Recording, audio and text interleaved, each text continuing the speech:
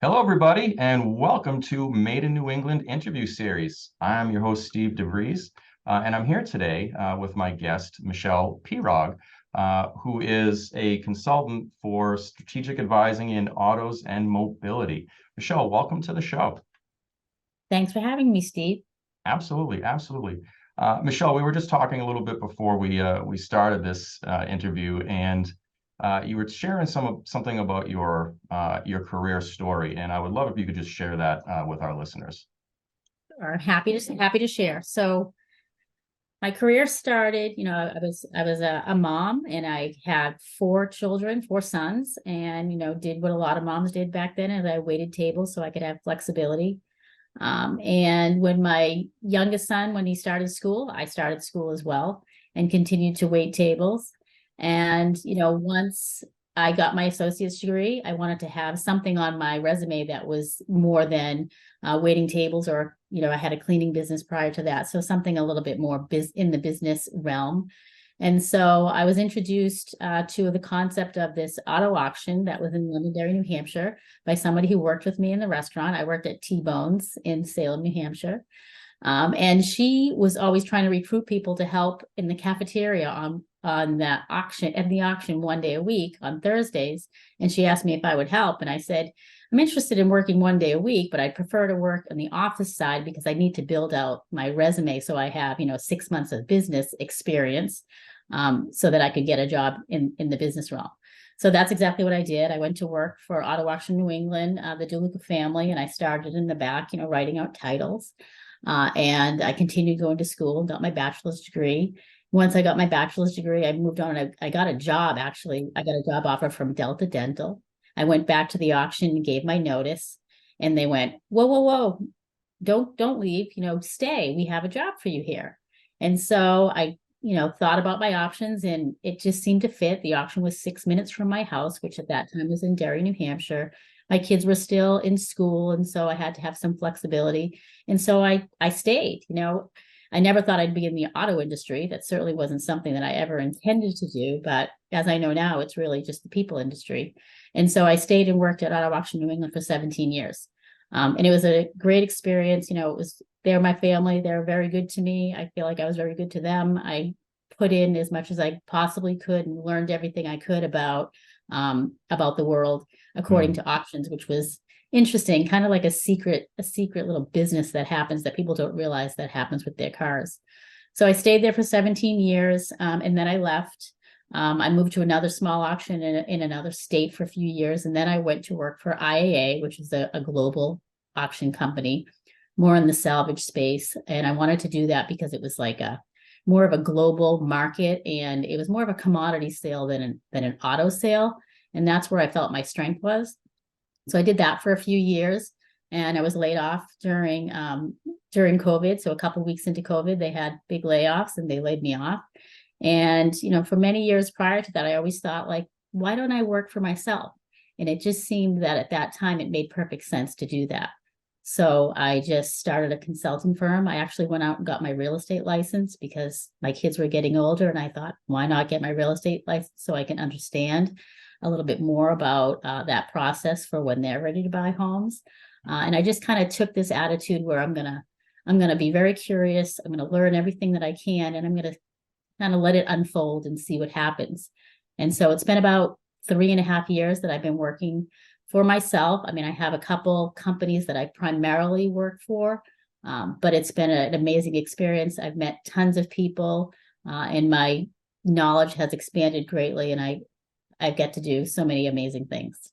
That really is an amazing story, Michele. So you grew up here in New England. You've been educated here in New England. You've built your business career and now your business practice here in New England. I can't think of a better way to kick off this interview series than someone who's truly made their career and their business here in New England. So thank you for sharing all that.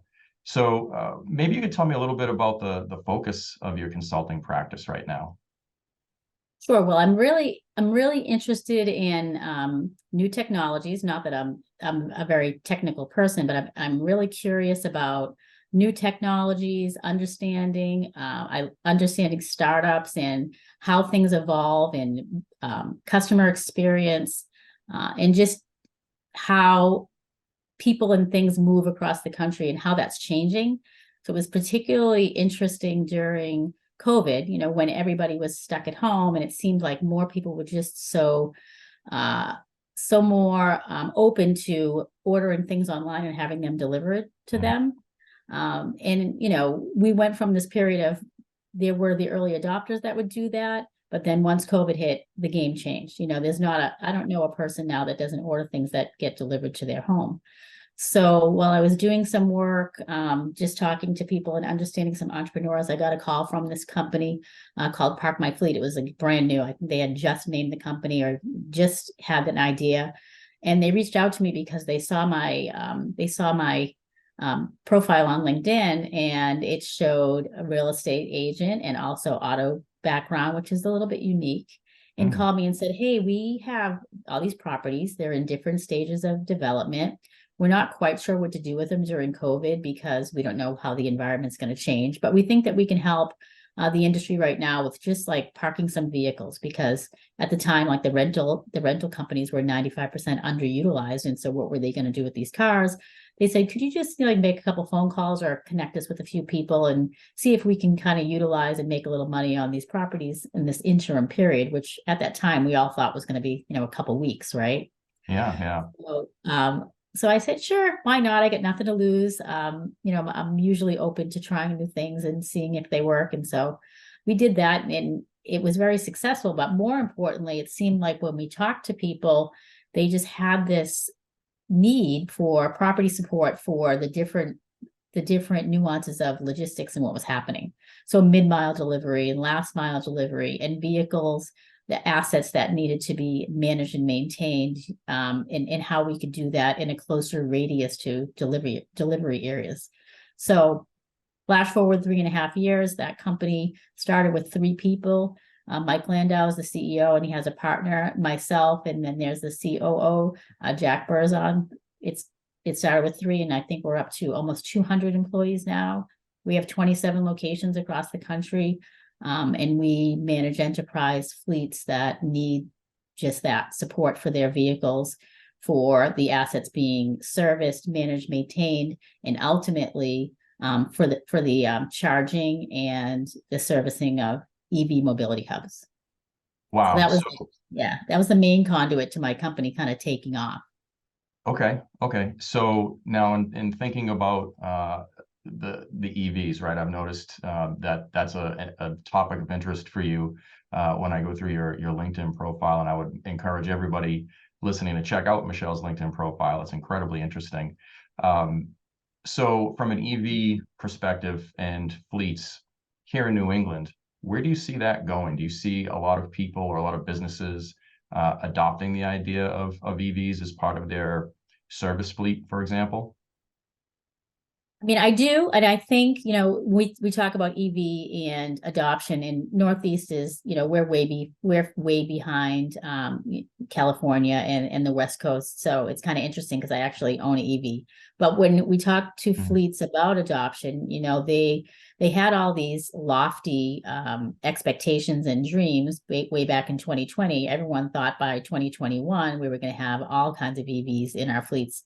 We saw that didn't happen, whether that was supply chain or infrastructure, or there were many reasons why it didn't really happen. I think it will happen in especially delivery fleets. And one of the reasons I think that is because it makes sense. The routes are predetermined. They know exactly how far they have to go. So with all of the new technology and understanding charging and fleet cycles, I think it makes perfect sense.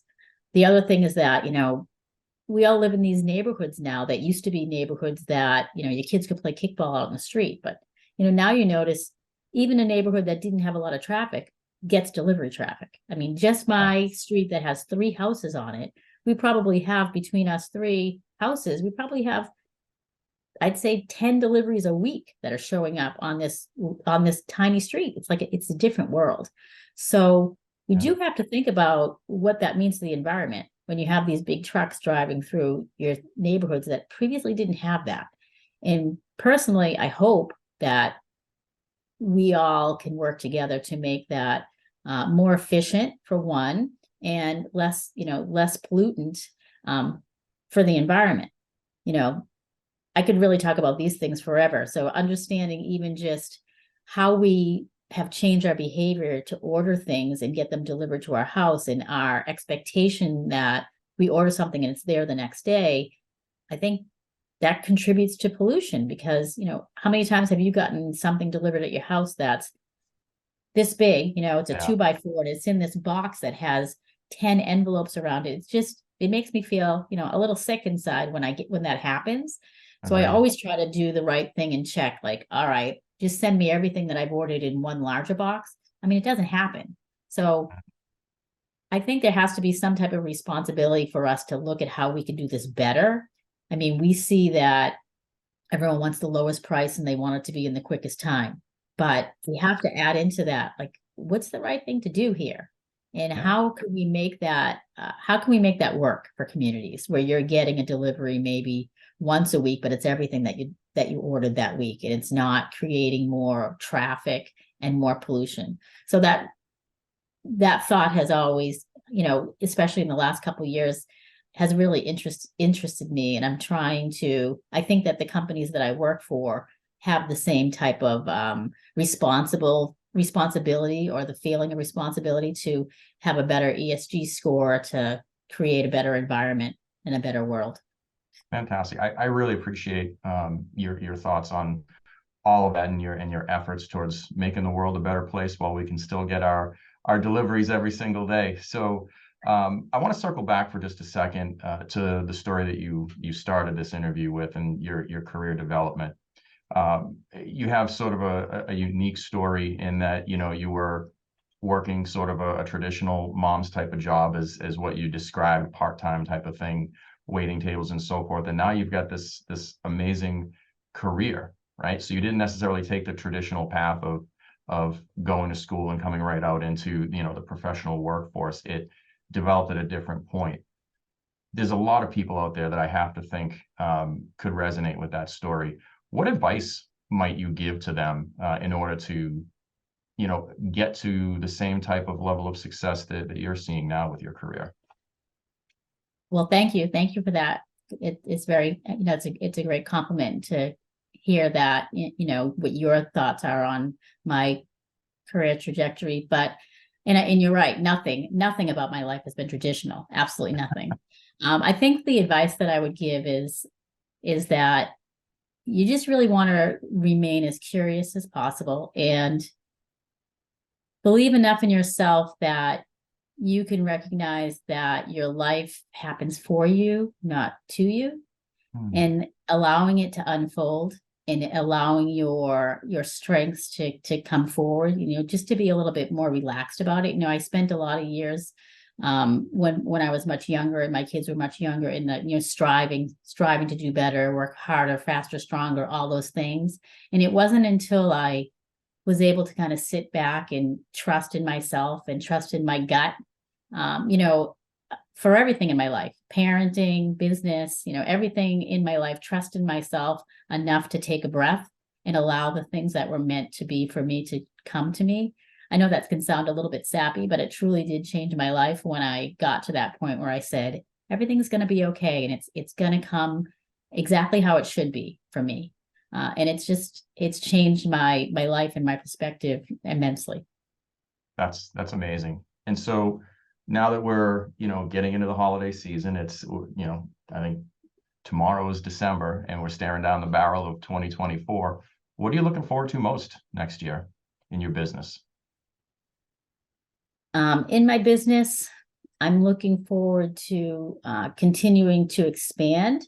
I think, when you have startups, so Park My Fleet started in 2020. And then the other company that I work very closely with is Privacy for Cars. I can talk about that a little bit too, but that's grown immensely. It's exploded globally.